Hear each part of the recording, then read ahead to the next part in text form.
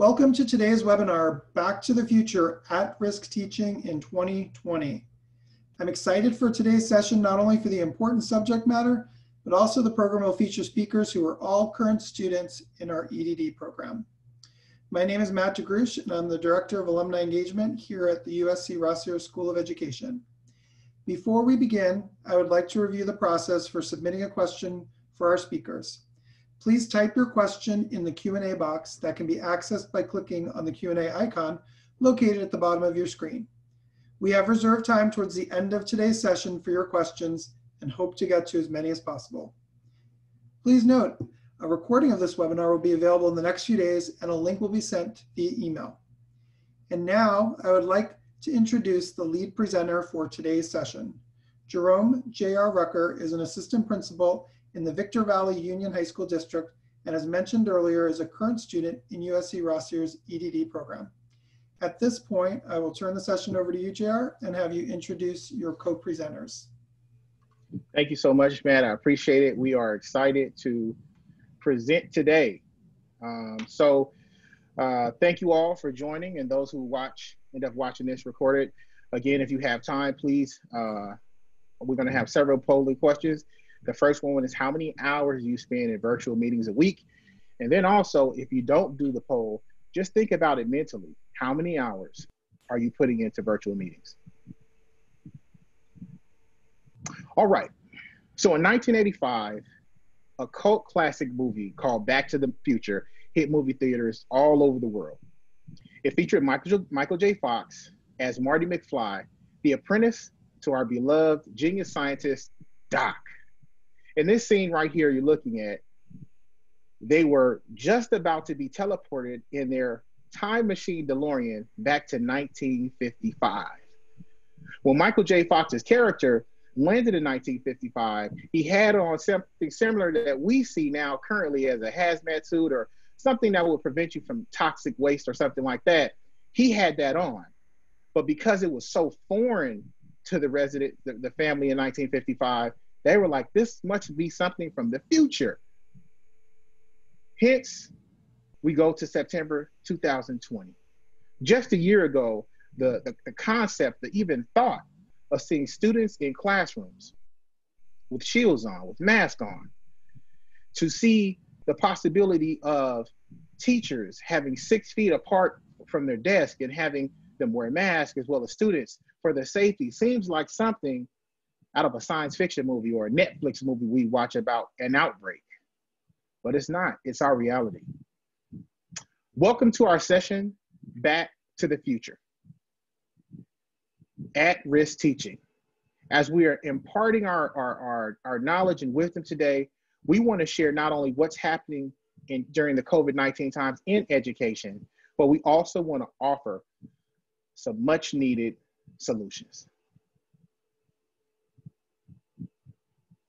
Standing beside me, or I should say shoulder to shoulder with me today, are 5 amazing speakers. Maritza Dortrait, Shane Craven, Katie Johns, David Smith, and Brandy Fletcher Daniels. They are scholar practitioners, and I might say also pretty cool people.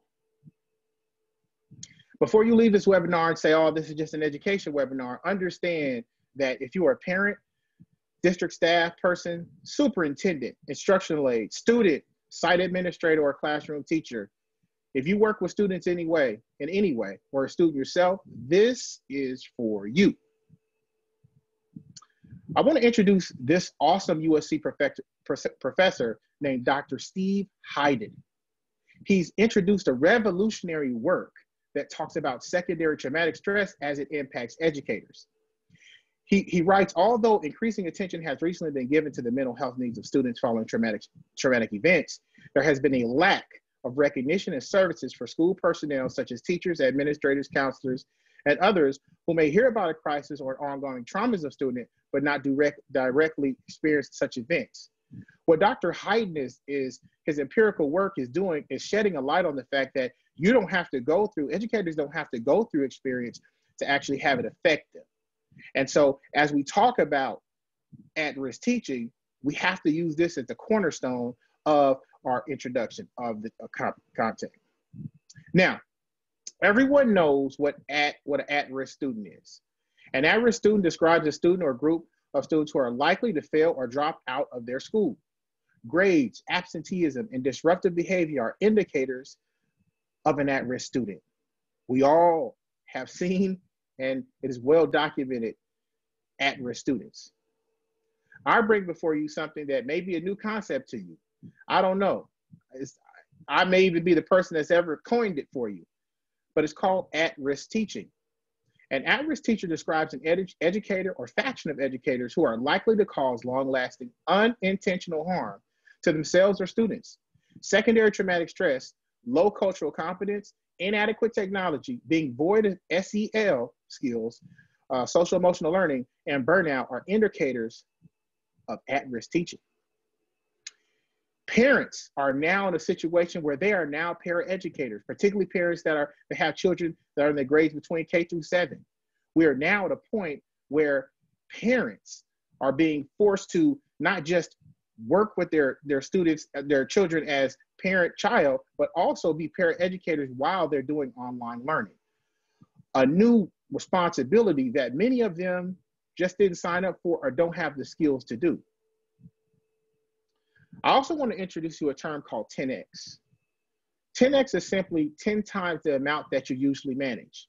If you got 10X on your paycheck, that would be a beautiful thing. But I'm going to talk about 10X and what it is to manage 10X and things we have responsibilities for.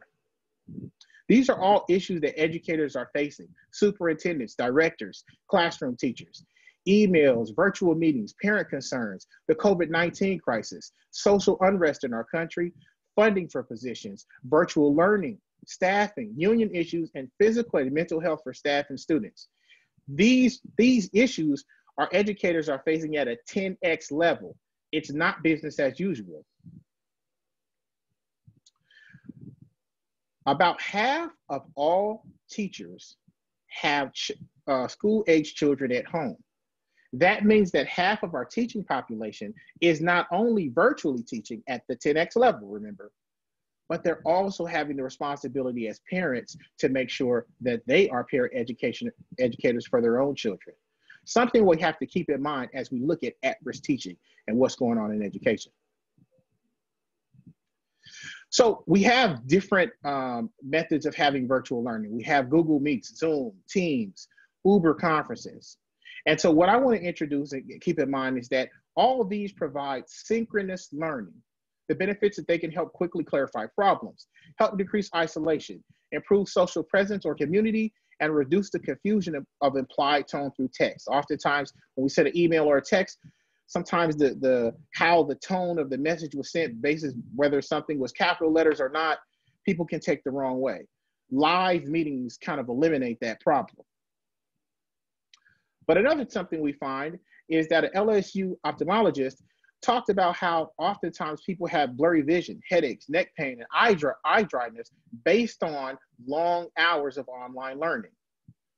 Also, the eye doctor also mentioned that the 20-20-20 rule needs to be taken in effect, where you take 20 minutes, for every 20 minutes you look at something versus virtually online, you look at something at 20 feet away for 20 seconds. It's important to make sure that you're helping your eyes during these long 2, 3, 4, 5, and 6 hour sessions online as a learner. But let's talk solutions. Nobody wants to just hear about the problem. I know I don't. I want to hear solutions. I want to introduce a few things. Asynchronous learning. The benefits are you can use apps like Flipgrid, VoiceThread, Marco Polo, EdConnect. It allows for people to have video discussions at their own pace. It also is important to understand that not all learners are spot on or super quick on the responses. Some learners prefer reflection. It provides equitable opportunities, and it also allows everyone to participate. There's a limited number of those who can participate in a live session. Ultimately, more active learning and fewer technology issues. So for instance, if you're a teacher teaching virtually online, you know the many different challenges you face with technology, internet outage, having that happen. When you're asynchronous, there's not as much pressure as the immediate have to have access to a class. You can wait. Another recommendation is allowing time for students to have their camera off virtually. Bottom line, most students don't like being in front of the classroom. Having the camera on nonstop is the equivalent of having students stand up in front of their classmates, in front of the class. While most students don't, there is a minority of students who love being in front of the class, but majority of students have issue with being in front of the class. You have students that suffer from anxiety, shyness, or home conditions that are just not something they want to have out in the public virtually. These are things to remember, allowing a little time for students to have their camera off in virtual learning. And my final recommendation is communication overload. As a parent, I firsthand see how many times school districts, school sites, and classroom teachers over-communicate. You have Remind, you have Peachy Jar, you have emails, you have telephone calls that go nonstop. My recommendation is to limit the number of times the school district contacts parents to once a week in a compact message that includes key information. And this goes across all platforms. One message, including all platforms. Also, school sites should limit the number of times they reach out to parents to once a week. One message a week, and you pick the platform via email or whichever is the preferred method by the parent. And finally, classroom teachers must limit contact to parents to once a week as well. We are overloading and causing anxiety for parents. Remember, we're now in a position of being a paraeducator. In closing, I want you to think of this. If a student was not connected in person when students were on campus, live, in front of the teacher, we had tons of students that were not connected to the school. They weren't engaged in the school. They weren't engaged in the learning. Perhaps it's a time to take the risk, brainstorm, and try something totally new to connect our students. Because if they're not connected live and in person, when you go online, where they have even more freedom to explore different things that they're interested in, or be even more disconnected, this is a great opportunity for us to explore how we can best reach all students. So as we continue on with this Back to the Future at-Risk Teaching conference session, I hope that you can look and listen and consider a few of our suggestions. With that being said, at this time, I am so happy and proud to pass the mic to Maritza.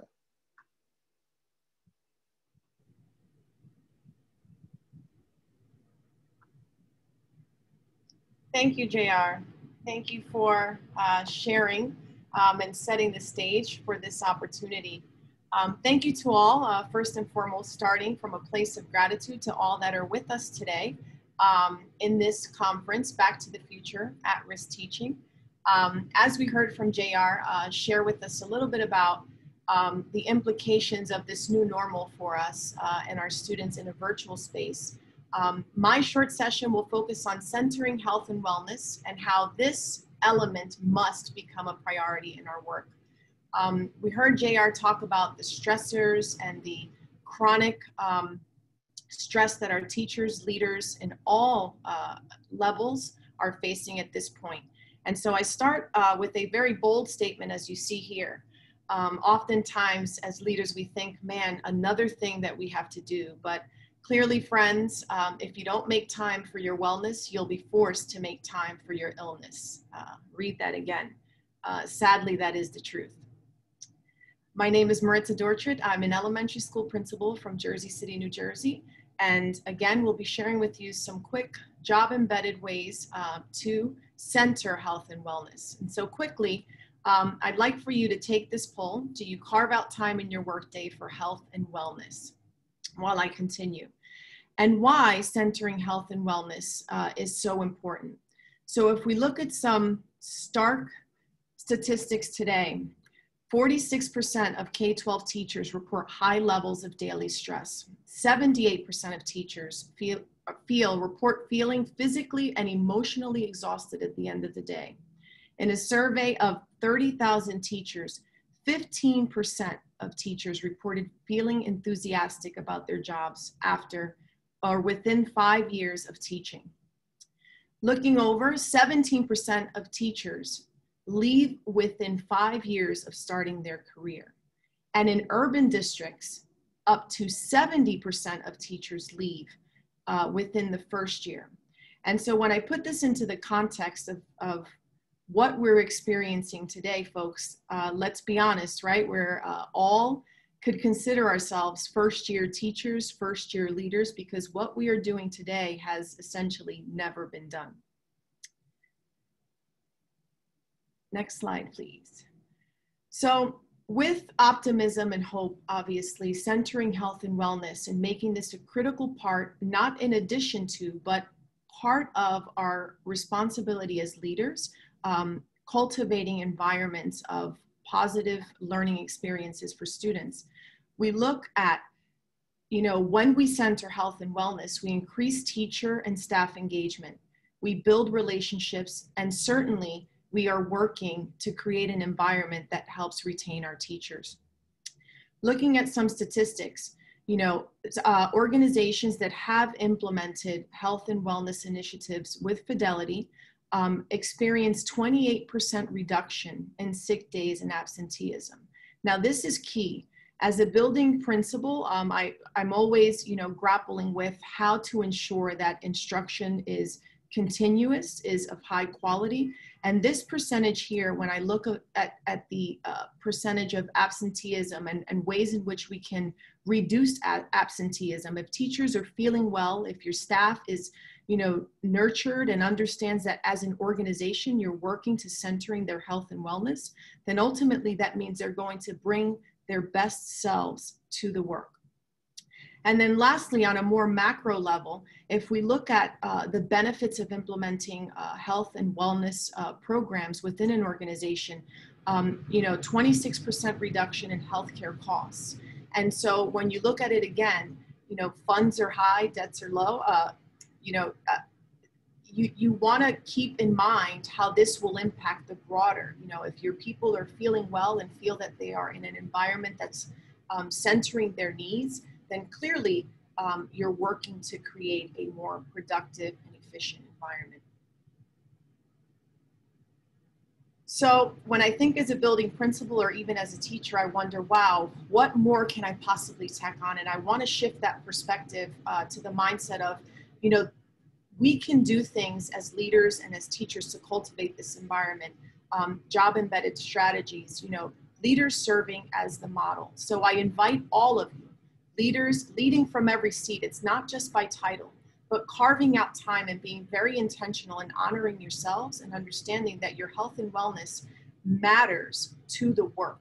When we talk about developing capacity, this is a very critical element. If we do not foster these environments, then certainly our people are not going to be their best for students.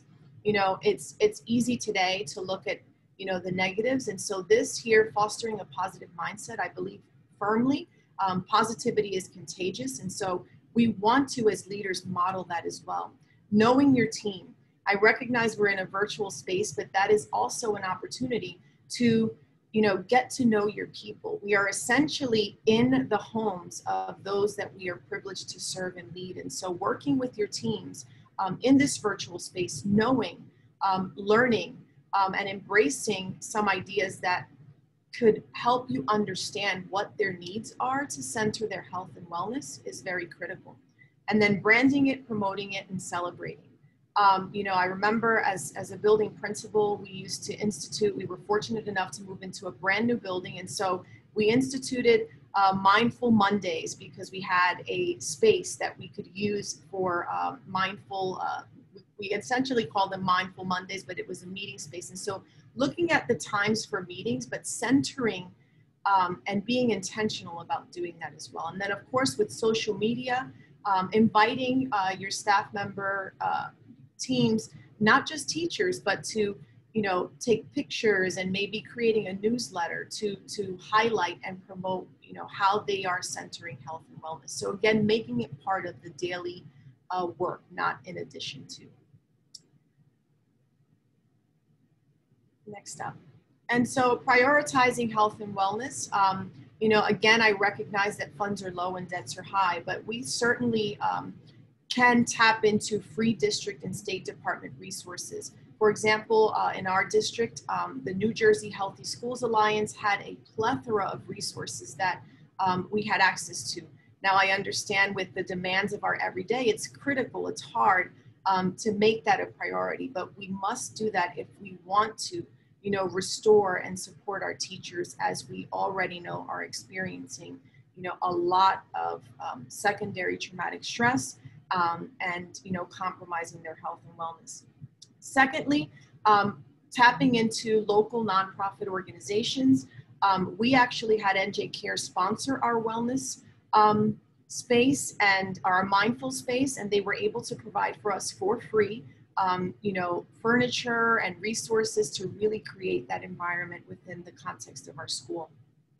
And then this one is very critical, surveying and tapping the internal talents in your team. I can't speak enough about how asking our staff members to share what some of their passions are, some things that they're possibly really good at, that they can share with their staff. I mean, I've learned that I had coaches on my team, athletes, yoga instructors, chefs, artists, musicians, you know, individual talents within the team that just by saying, you know, hey, are you interested?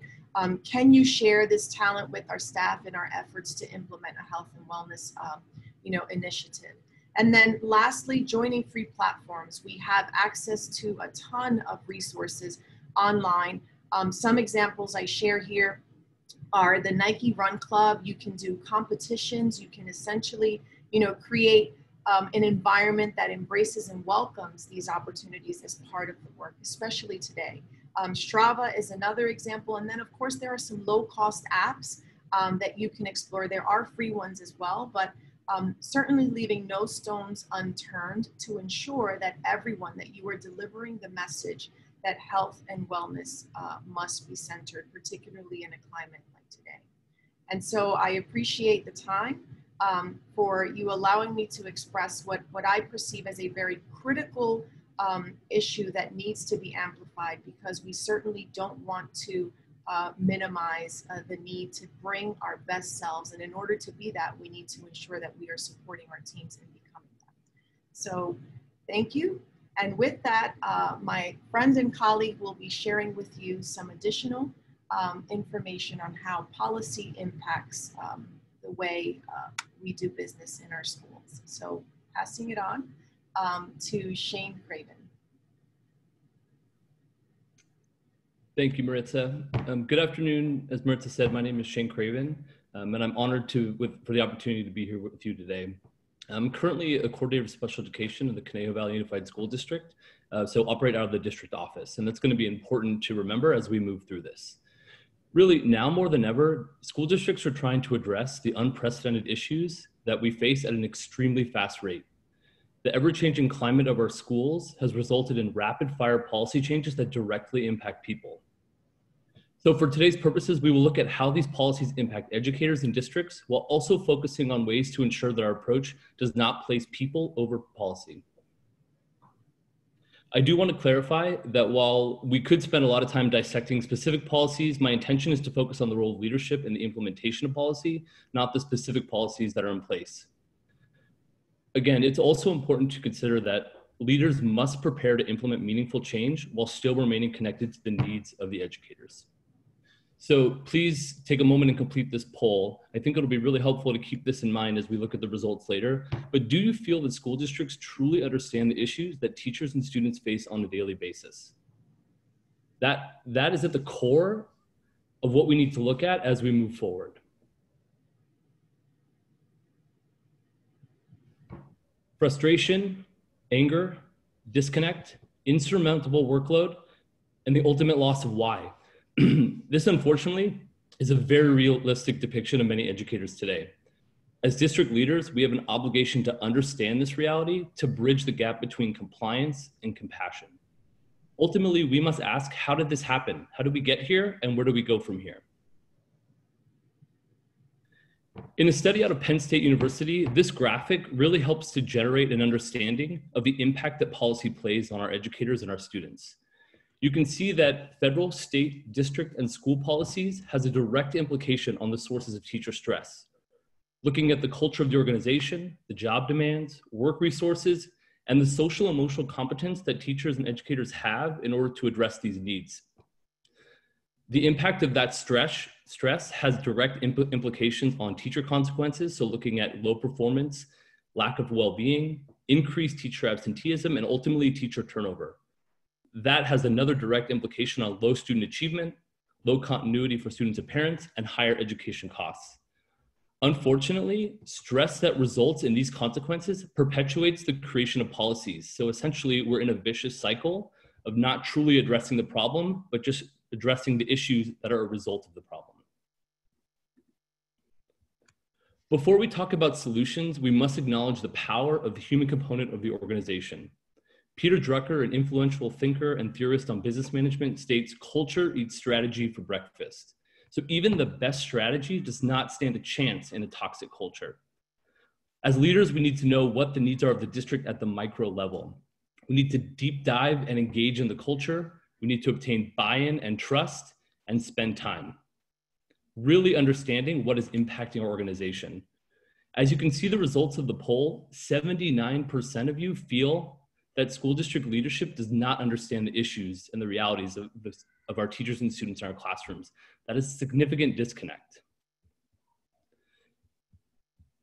While we aren't going to solve all of the problems today, I do feel like it is important to address some solutions in order to provide clear, concrete examples of how to move forward. The first is to avoid the idea of solutionitis. Solutionitis is essentially the tendency to jump in quickly with a solution before fully understanding the actual problem that needs to be solved. The result is essentially an incomplete analysis of the problem and viewing a complex issues through a narrow-angled lens, resulting in unproductive strategies, thus resulting in more solutions to address the initial problem and the problems created from the initial solution.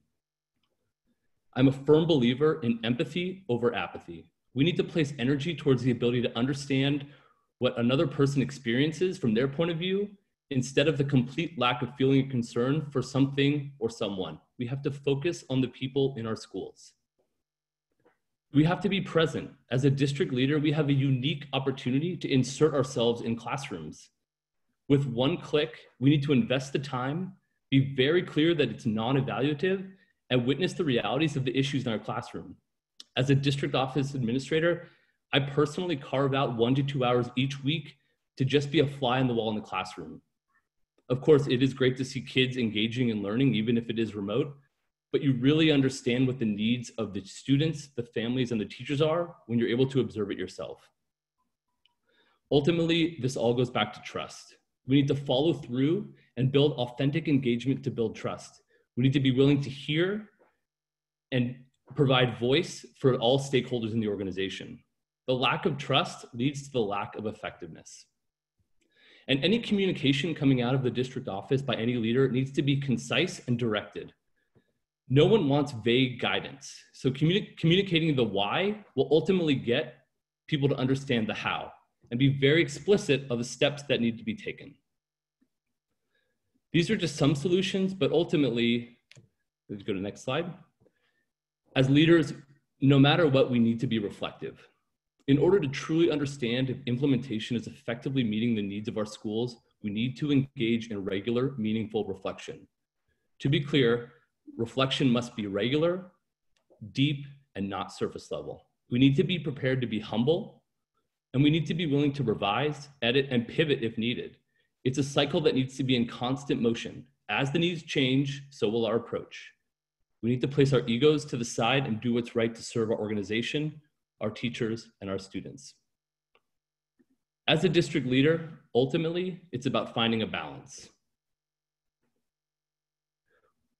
We need to look and find the balance between the obligation to implement policy and the needs of the whole organization. And that includes the people, not just the data.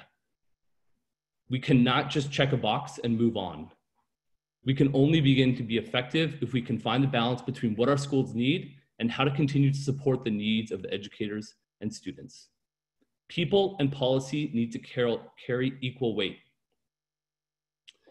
While these are just some solutions, this is an ongoing reevaluation of the issues that we're facing. And it is our obligation as leaders and educators to continue to look at ways to creatively and authentically address this. Thank you again for the opportunity. I'm now happy to introduce my friend and colleague, Katie Johns. Thank you so much, Shane. As Shane said, I am Katie Johns from Orange County, California. I am a first grade online teacher in a program that was set up during COVID. The students and I will be online the whole year. Nowhere in my credential program or other credential programs that I know of did they teach us how to be online and teach online, how to take care of yourself, or how to set the boundaries. However, this is where many of us find ourselves now, navigating the unknown in the space that is ever changing. I came into the profession selfishly. It is my second career, but my first passion. And I am here for so many of the cliche reasons. I enjoy interacting with others, the smiles, the connections, helping to solve problems, and being there for any and all. To give a safe space in order to foster learning and growth. And yet now I attempt to do that still while keeping students engaged through their computer screen in the middle of a pandemic with no potential end in sight. Believe me, Go Noodles are my thing these days. This image that you see on the screen is an image from an article published by the National Education Association in April of 2020. Don't be fooled. Many of these teachers who took this poll have these feelings. It's not merely about COVID. And when the original poll was conducted at the end of March, the lockdowns had just begun and we didn't know where we would be. Months later, teachers, educators, leaders, and students are still feeling this way, and it's often magnetized. At-risk teaching is no longer a potential, but rather the norm.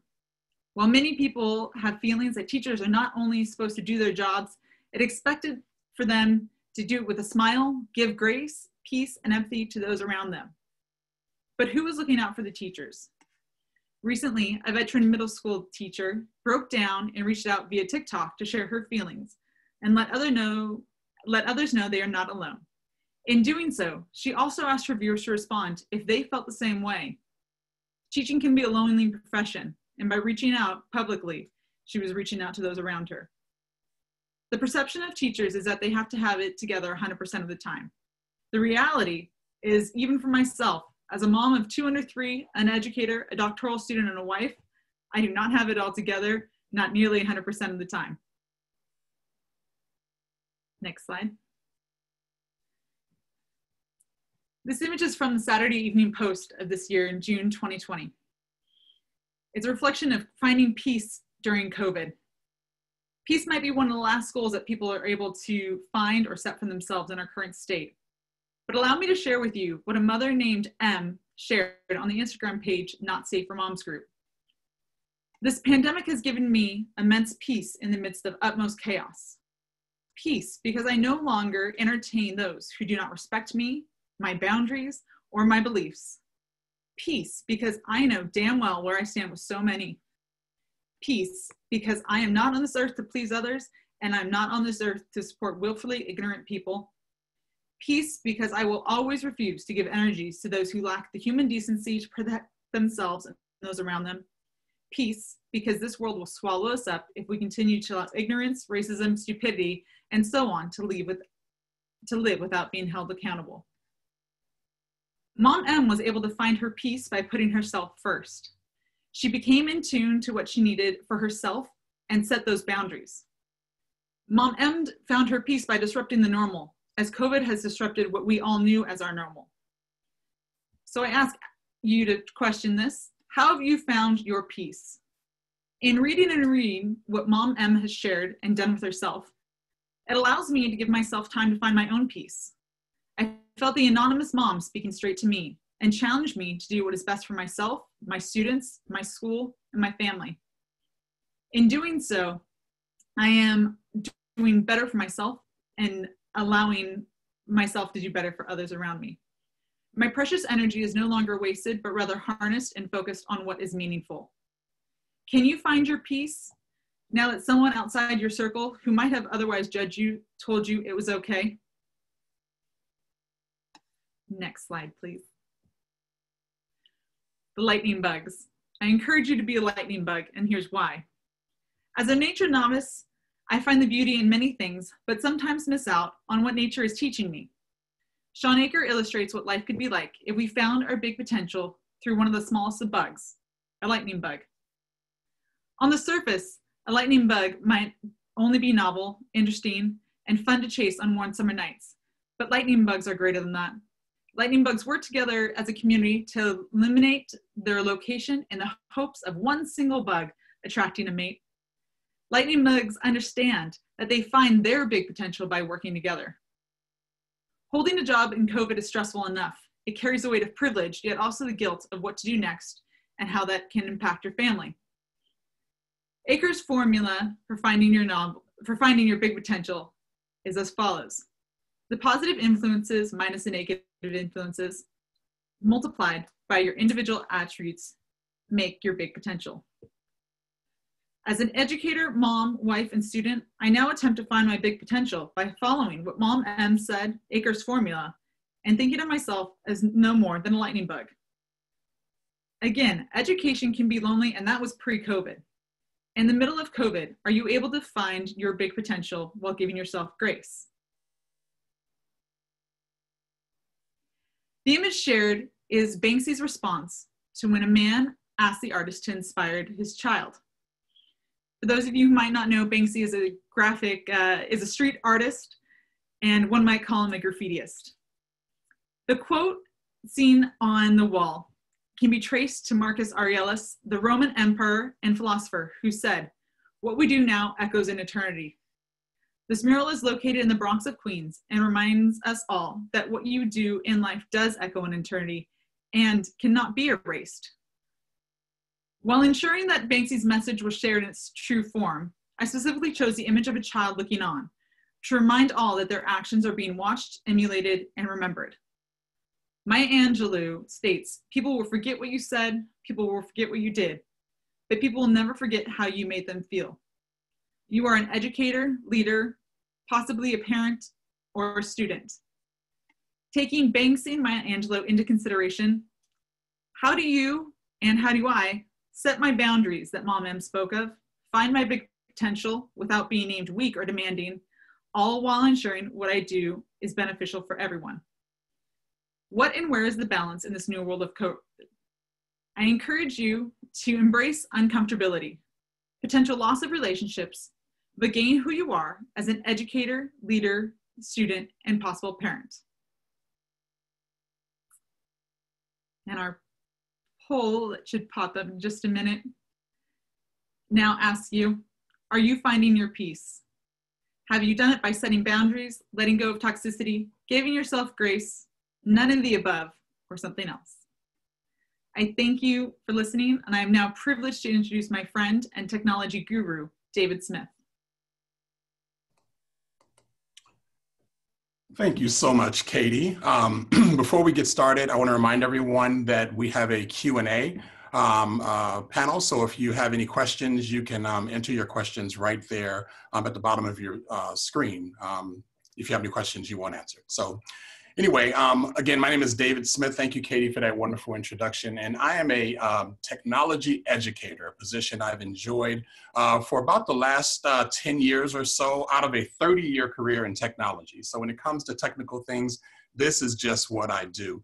And today I want to present to you Unplugged. Next slide. So you guys are familiar with technology. If you go back 10 years ago or so, we used to purchase products. What you purchased is what you received. If you downloaded something, what you downloaded is what you had. A light bulb was a light bulb, a car was a car, a garage was a garage, and Microsoft Word was Microsoft Word. In the last 10 years, what we've seen is most of the things that we're used to dealing with as products have now become services. Now, even your light bulbs have to be updated. Your car has to be updated, and definitely your software and your products. And when you update something, as you can see here on the screen, it talks about, this is for an Apple Watch. So I know many of you have those. When you want to do an update, the manufacturer actually lets you know that make sure your Apple Watch is connected to Wi-Fi and charged to at least 50%. And then it goes further to say, do not restart it or remove it from its charger until it's done. And the reason they tell you that is because they know that the only way you're going to receive the full benefit of whatever it is when you're plugged in. Comparing that to where we are today in education, our students used to be in the classroom plugged in, and now they're outside of it, and they have now been unplugged. So what does that look like for teachers, and what does that look like for students? Next slide. So let's come to a statement of understanding. And we throw out the word equity a lot, and school districts like to throw it out there. We throw it out in policy, we throw it out in politics. What I really want people to understand is equity is not a destination. It's not something you arrive to. It's a journey. You are on a path of equity. And understanding that, especially in the realm of technology, we have to understand that the technology gap that we talk about is more than a term. It's a fact and a factor that influences the status quo. And as educators, we need to identify, tend to, and support our students how to navigate through that. We have to identify what is the technology gap and why is it there. We have to tend to the needs, the extra needs that it presents. And then, as my presenters have talked about before, how do we support our students and our teachers, as a matter of fact, as we navigate that journey. So let me give you a quick understanding of equity in a visual term. Next slide. So this is a slide we see all the time, and it's just been out there for years, and it basically shows 3 individuals receiving 3 of the same items. And in school districts, we like to say we give everyone the same thing, so now we're practicing equity. I would argue that that's not equity, that's equality, and there's a big difference. Giving everyone access to the same thing is not equity, it's equality. Next slide.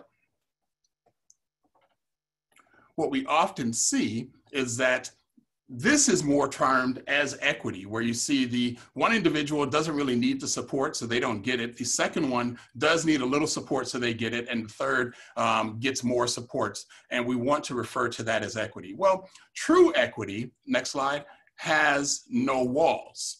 And so if we really wanted to practice equity, instead of giving tools to look over the fence, we would tear the fence down. Now, in this case, the fence that we're talking about are barriers that have existed over the last 400 years or so that have caused unequal access to education and educational tools, including technology. And so when we can't tear down those walls, we have to figure out ways to level the playing field so that everyone still has access to it. That, in a sense, is true equity, and that's the path that we're on and what we're trying to do as educators. Next slide.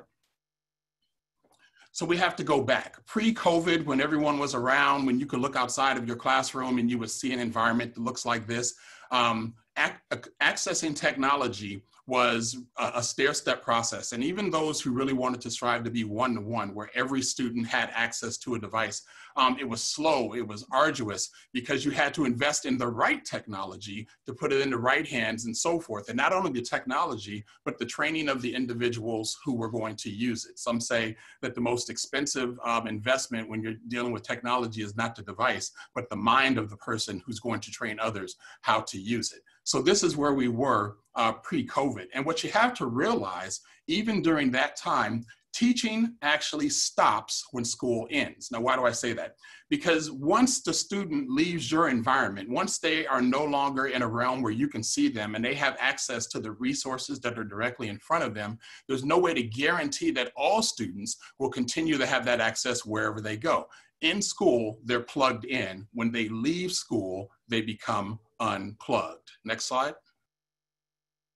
So in COVID, it's a much different environment. And the example here shows you, 5 students that are spaced out.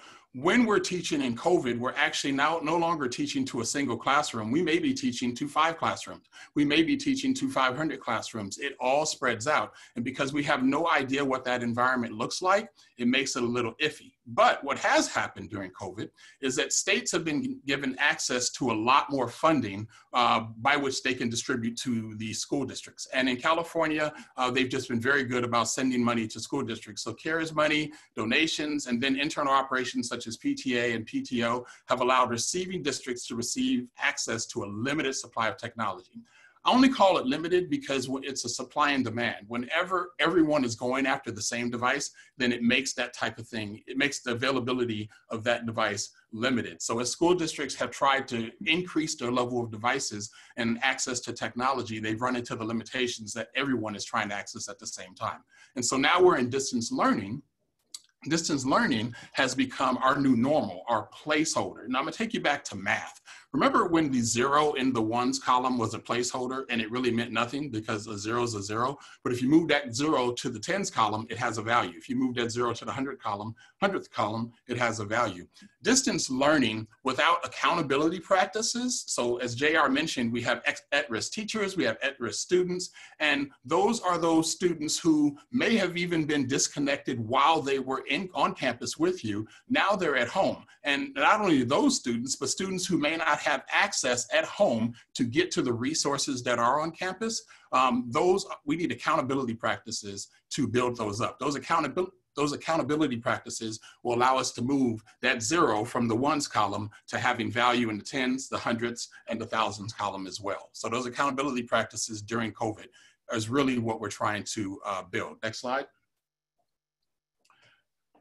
And that leads us to hybrid learning. So if you look at this example, just around the room, you'll see that some people have full bars, especially the people inside the square in the middle. That would be your typical classroom. But as you go to the side areas, those are areas where someone may be accessing from home, from work, from a neighbor's house, from a hotspot. You've noticed one has black indicators, the one in the back has black indicators. They have no access at all.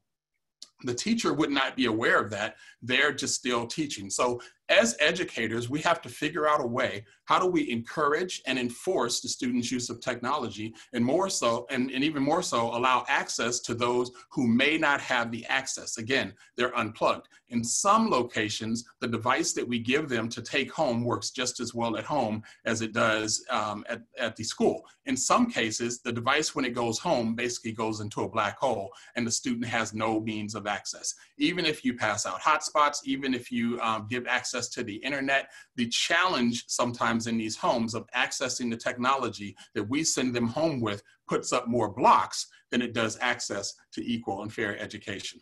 Furthermore, as technology specialists, we have to protect the device, protect the student from the inappropriate use of the device. So there's security parameters in there that from a fun factor may reduce the value of the device from a fun tool that they've had access to their entire life to the value of a textbook. When I want to learn, I can use this, otherwise it serves me absolutely no purpose. But it has a touch screen, it can access the internet, it can play games. Yeah, but it can't do any of those things for me. This is a device for school. And so knowing that that's their reality, how do we make it fun and interesting and encourage these students, especially in this at-risk environment? Next slide. So that's kind of where we are when we look at at-risk teaching and at-risk learning during this time. As an educator, this is the question for you. During the time of distance learning, how prepared are you to engage each of your students at their capacity to receive and interact with your lessons? I believe that anyone listening to this would fall into 4 categories. You're ready, let's go. Number 2, you're not really sure, but you're up to the challenge. Number 3, I'm not ready and I have no idea where to start. A lot of our teachers are transparently just sharing that information. And then there's some that will say, hey, this isn't my concern. I'm going to teach to those who have access, and those that don't will have to figure it out on their own. As an educator, where are you?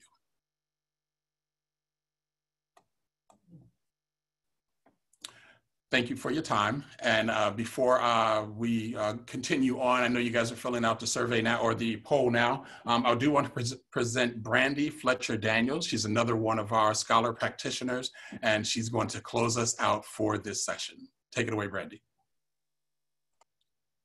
Hello, everyone. Thank you, David, for that wonderful introduction. Hello, my name is Brandy Fletcher Daniels, and today I will be presenting Patience is the New Black. But before I jump into that, I want to ask you this question.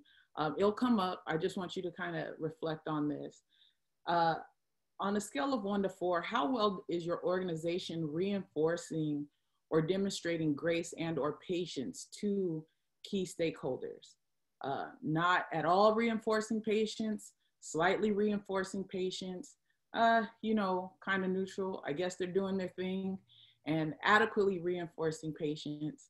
I think this is very big, and I'll talk more about it, but just kind of reflect, take a second to reflect and answer that poll question, and then I'll jump in.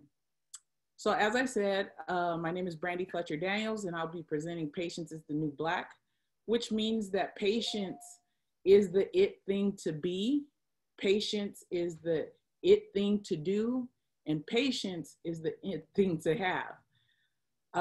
In this portion of the presentation, I will talk about how understanding that these unprecedented times call for an extraordinary amount of patience, empathy, and just human kindness for everyone, for every last person. Next slide. And so before I really engage in this, I want to say we're all in this. We're all in this. And so I want everybody where you're at, and I understand I'm on a limited amount of time, but I want you to take a deep breath because we've said a lot. So I want you to take a deep breath in through your nose and exhale out through your mouth. I think that each one of these pictures on this slide definitely could resonate with one aspect or facet of our lives. From the educational leader to the classroom teacher, to the administrator, to the superintendent, to the office personnel, the psychologists, the counselors, the students, the parents, the office staff, everyone, right? The community members. I think many of our positionalities intersect not just as in the realm of education, but also our personal lives, right? So we're parents, we're siblings, we're mentors, we're aunts, we're uncles, community members and so on. And in all of this, we're experiencing varying levels of stress, and which spills over into work, home, and so on. And so as all the presenters mentioned, we're dealing with these insurmountable tasks, and they include juggling multiple online interfaces and dealing with the ever-changing policy at the district level or at the school site level and even at the state level. And let me be clear, I haven't even mentioned like societal ramifications of what's going on in our society. I've just kept it limited to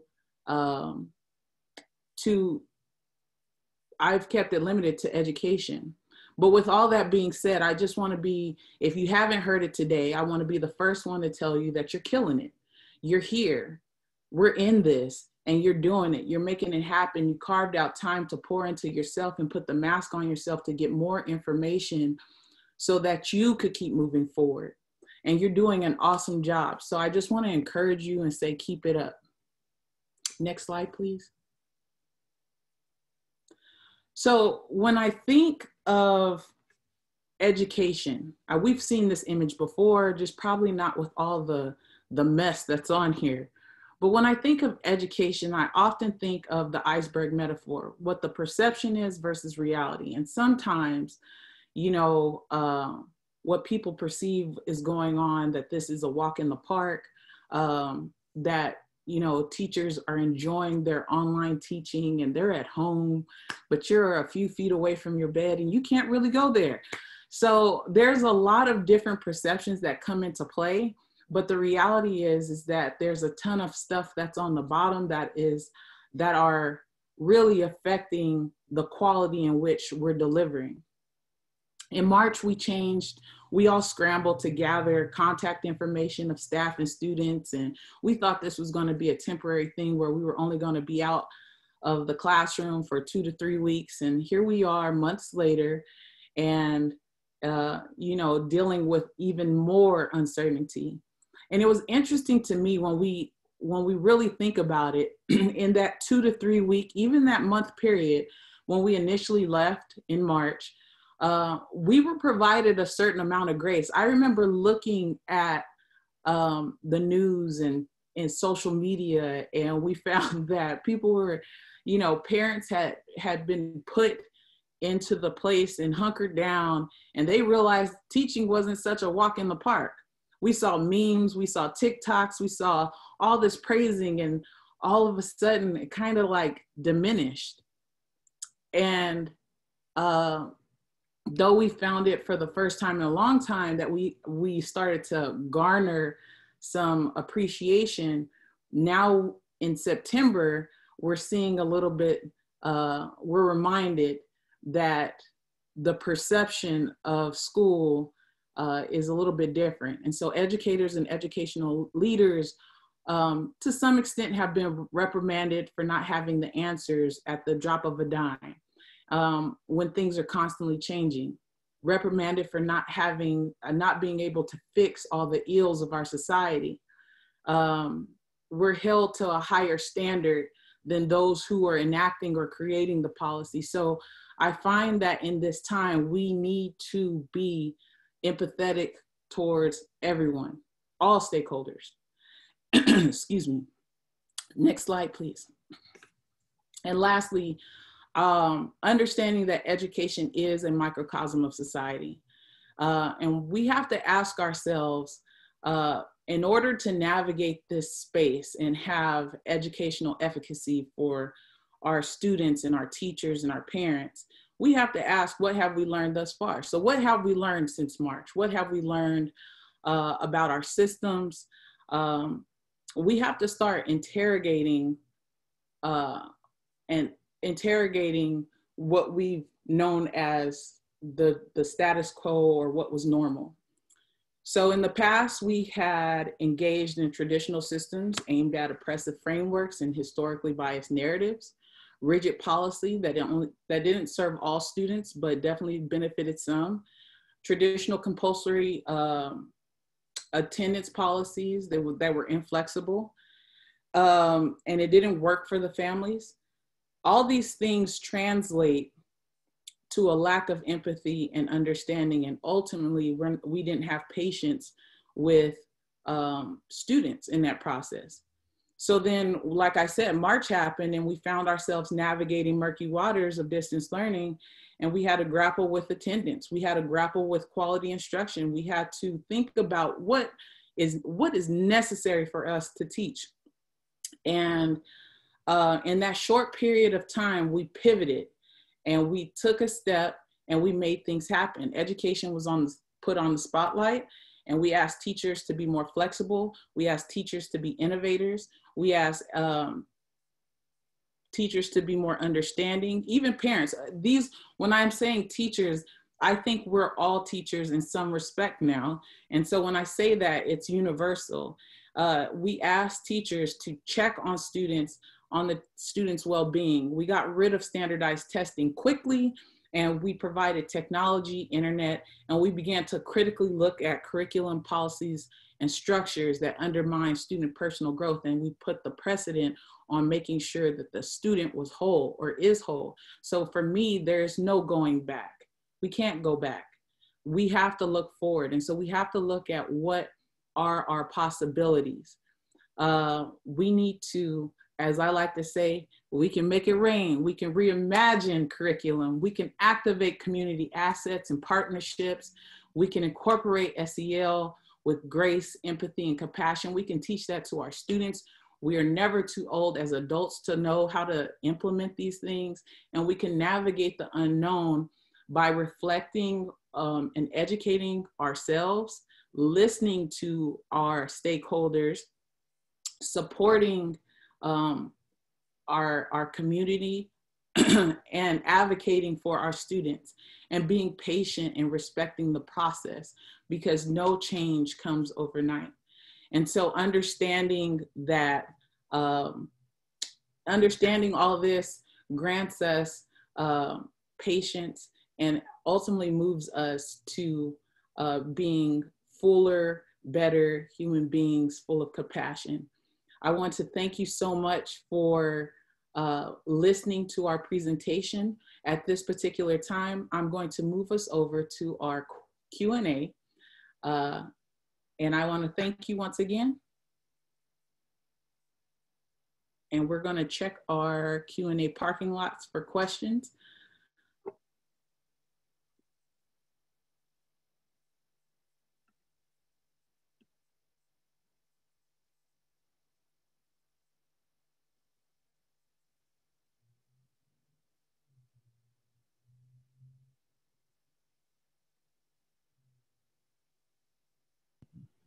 All right, guys. So with that being said, it looks like we had most of our questions answered from Q&A.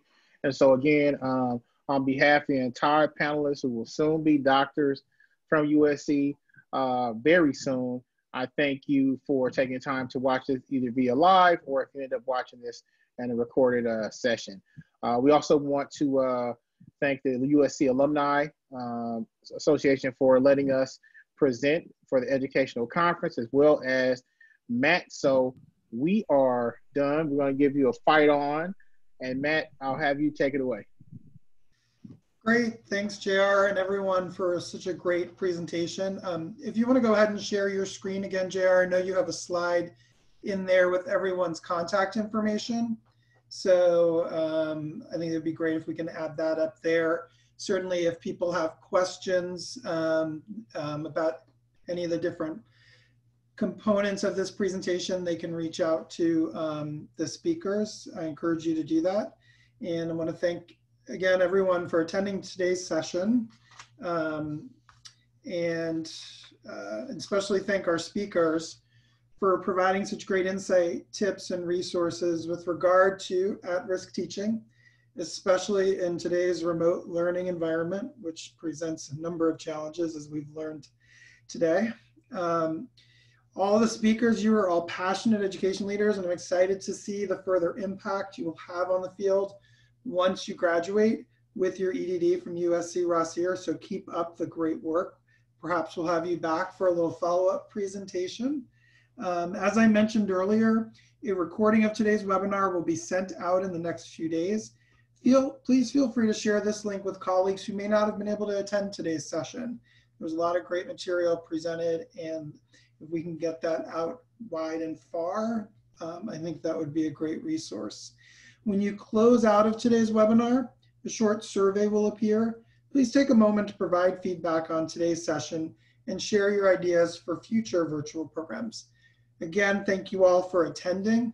Have a great day and fight on.